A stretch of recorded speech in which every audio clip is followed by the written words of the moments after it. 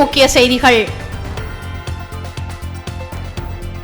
ஐக்கிய நாடுகள் சபையின் 62வது மகாநாட்டில் இலங்கையில் காணாமலாக்கப்பட்டோர், செம்மணி புதைகுழி, காணி ஆக்கிரமிப்பு, மனித உரிமை மீறல்கள் மற்றும் பொறுப்புக்கூறல் இல்லாமை போன்ற விடயங்களை முன்வைக்க வேண்டும் என தமிழ் தரப்புகள் கோரிக்கை விடுக்கின்றன. சர்வதேச விசாரணை மட்டுமே பாதிக்கப்பட்ட மக்களுக்கு நீதியை வழங்கும் என வலியுறுத்தப்படுகிறது.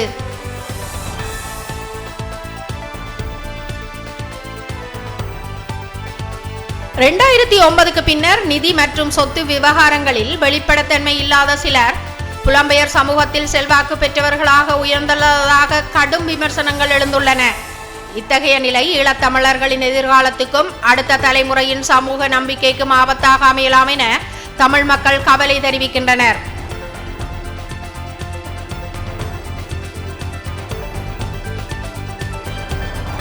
இலங்கையில் பாதுகாப்பு படை உறுப்பினர்கள் சிலர் கடுமையான குற்றங்களில் ஈடுபட்டதாக ஜனாதிபதி அனுரகுமார திசநாயக்கா பாராளுமன்றத்தில் ஒப்புக்கொண்டுள்ளார்.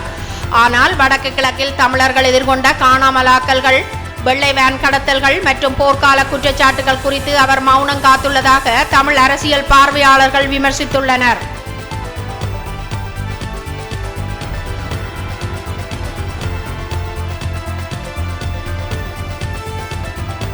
யாழ்ப்பாணம் சிந்துப்பாத்தி இந்து மயானம் இனப்படுகொலையின் அடையாளமாக உலகிற்கு தெரிந்துள்ளதாக MP.S. ஸ்ரீதரன் தெரிவித்துள்ளார்.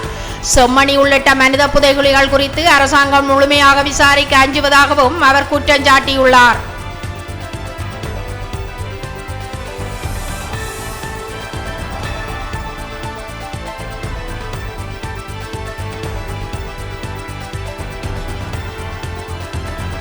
இராணுவத்தால் பறிக்கப்பட்ட பாரம்பரிய நிலங்களை மீள வழங்குமாறு கோரி முல்லைத்தீவு கேட்பாப்புலவு பாதுகாப்பு தலைமையகத்தின் முன் தமிழ் தாய்மார்கள் நடத்தும் தொடர் போராட்டம் ஒரு வாரத்தை கடந்துள்ளது. 150 ஏக்கருக்கு மேற்பட்ட காணிகளை அவர்கள் கோருகின்றனர்.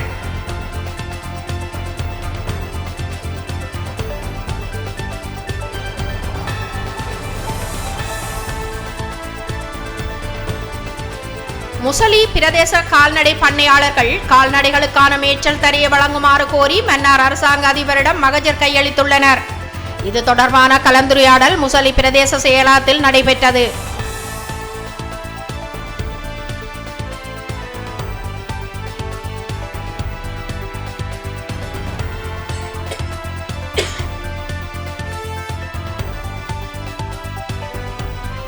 பிரான்சில் உள்ள பூங்கா ஒன்றில் டிக்டாக்கில் கொக்கிக்குமார் என அறியப்பட்ட 28 வயதுடைய அழகேந்திர ராஜா சஜித் சடலமாக மீட்கப்பட்டுள்ளார். மரணத்திற்கான காரணம் குறித்து பிரான்ஸ் போலீசார் விசாரணை மேற்கொண்டு வருகின்றனர். பிரேத பரிசோதனை அறிக்கைக்கு பின்னரே உண்மை நிலை உறுதியாகும் என தெரிவிக்கப்படுகிறது.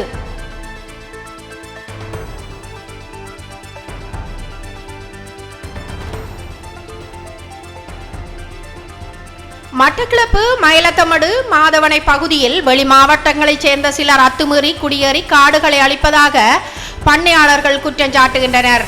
நீதிமன்ற உத்தரவுகள் இருந்தும் நடவடிக்கை இல்லை எனவும் கத்திகளுடன் மிரட்டல் விடுக்க தெரிவிக்கப்படுகின்றது.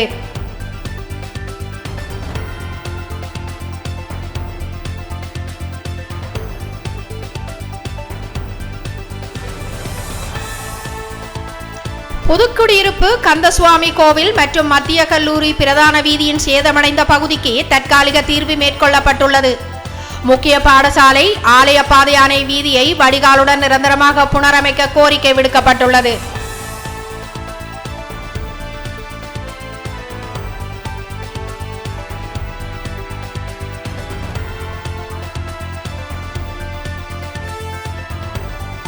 சம்மாந்துறை போலீஸ் பிரிவில் இயங்கும் அனைத்து முச்சக்கர வண்டிகளையும் பதிவு செய்யும் விசேட வேலை திட்டம் முன்னெடுக்கப்பட்டது. பதிவு செய்யப்பட்ட வாகனங்களுக்கு அடையாள ஸ்டிக்கர்களும் ஒட்டப்பட்டுள்ளன.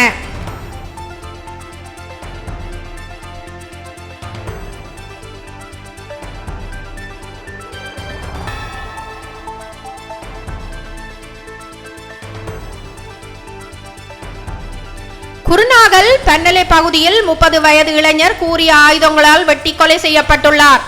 ஓட்டோவில் வந்த மூவர் தாக்குதல் நடத்தி தப்பியுள்ள நிலையில் தனிப்பட்ட தகராறு அல்லது காதல் விவகாரம் என போலீசார் விசாரணை நடத்துகின்றனர்.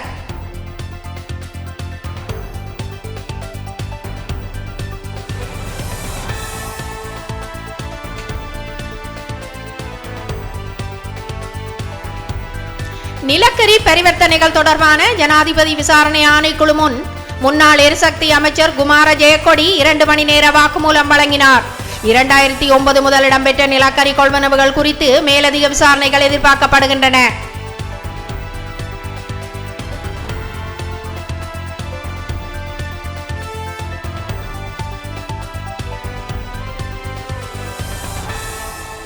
முல்லைத்தீவு கரைத்துறைப்பற்று பகுதியில் எம்பி துரைராசா ரவிகரனின் நிதி ஒதுக்கீட்டில் 3 பாடசாலை அபிவிருத்தி வேலை திட்டங்கள் ஆரம்பிக்கப்பட்டன. மலசலகூட திருத்தம் மற்றும் மின் இணைப்பு மேம்பாட்டு பணிகளுக்கு நிதி வழங்கப்பட்டுள்ளது.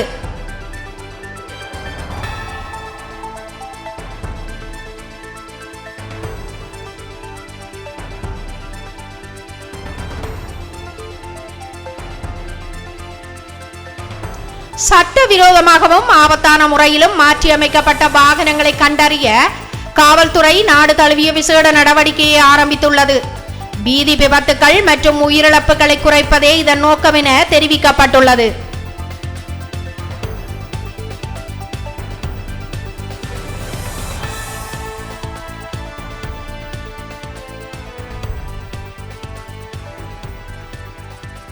அரசு நிறுவனங்களில் முன்னுரிமை சேவைகளை வழங்கும் நோக்கில் மாற்றுத்திறனாளிகளுக்கு விசேட அடையாள அட்டைகள் அறிமுகப்படுத்தப்பட உள்ளன. இதற்கான தீர்மானத்தை மாற்றுத்திறனாளிகளுக்கான தேசிய சபை எடுத்துள்ளதாக தெரிவிக்கப்பட்டுள்ளது.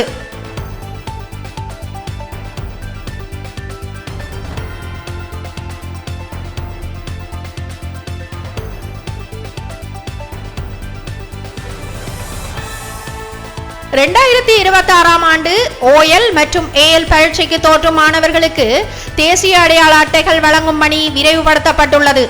இந்த ஆண்டு இறுதிக்குள் நிரந்தர NIC வழங்க எதிர்பார்ப்பதாக ஆட்பதிவு திணைக்களம் தெரிவித்துள்ளது.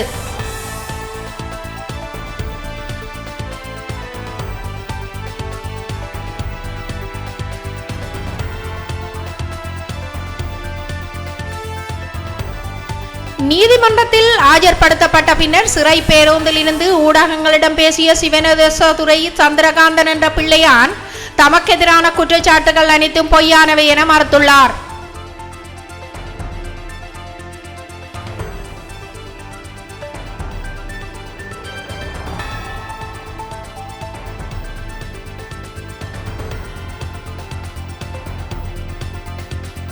யாழ்ப்பாண பல்கலைக்கழக வியாபார முகாமைத்துவமானி பட்டப்படிப்பின் 16ஆம் ஆண்டு அணிக்கான தெளிவு பட்டறை 12/7/2026 அன்று நடைபெறும் என திறந்த மற்றும் தொலைக்கல்வி நிலையம் அறிவித்துள்ளது. மேலதிக தகவல்களுக்கு 0212223612 என்ற எண்ணை தொடர்பு கொள்ளலாம்.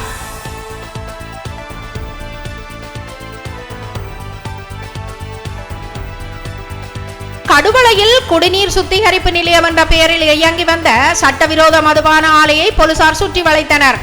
ஆயிரக்கணக்கான மதுபான போத்தல்கள், எத்தனால் மற்றும் கஞ்சாவுடன் 6 சந்தேக நபர்கள் கைது செய்யப்பட்டுள்ளனர்.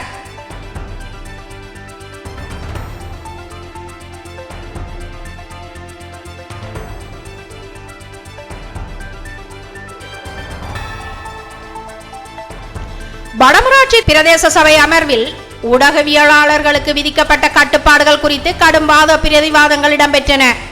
எதிர்ப்புகளை அடுத்து எதிர்கால அமர்வுகளில் ஊடகவியலாளர்களுக்கு அனுமதி வழங்க தீர்மானிக்கப்பட்டுள்ளது.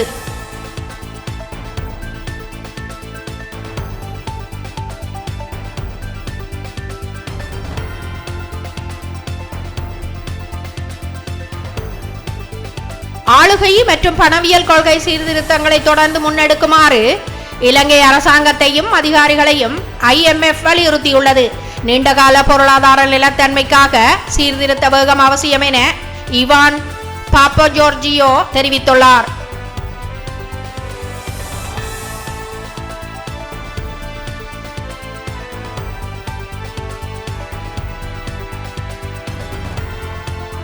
ஐநா மனித உரிமைகள் பேரவையின் 62வது அமர்வில் இன்று ஸ்டெயின் லூசியா, ஓமான் மற்றும் ஒஸ்டியா நாடுகளின் உலகளாவிய காலமுறை முடிவுகள் பரிசீலிக்கப்படுகின்றன.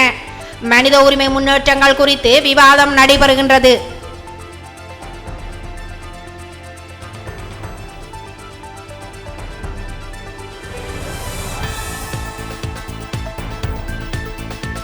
தென்னாப்பிரிக்க தென்னாப்பிரிக்காவின் ஹல்ப்ரோ பகுதியில் வெளிநாட்டவர்களை குறிவைத்த கருத்துக்கள் சமூக வலைதளங்களில் பரவி வருகின்றன.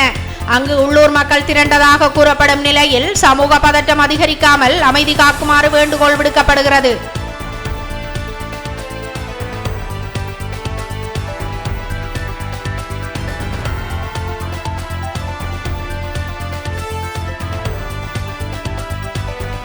இரத்தினபுரி பிரதேச சபை அமர்வில் தமிழ் மொழி பேசும் உறுப்பினர்கள் இருந்தும் ஆவணங்கள் தமிழில் வழங்கப்படவில்லை என உறுப்பினர்கள் ஆறுமுகம் இருளப்பன் கண்டனம் தெரிவித்தார். பலமுறை கோரியும் நடவடிக்கை இல்லை என கூறி அவர் சபையில் இருந்து வெளியேறினார்.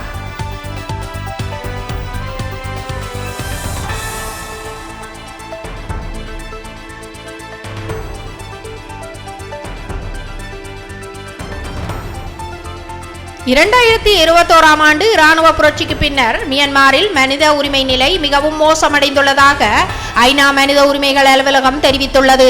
வன்முறை காரணமாக 37 லட்சத்துக்கும் மேற்பட்டோர் இடம்பெயர்ந்துள்ளதாக மனித உரிமைகள் பேரவையில் தெரிவிக்கப்பட்டுள்ளது.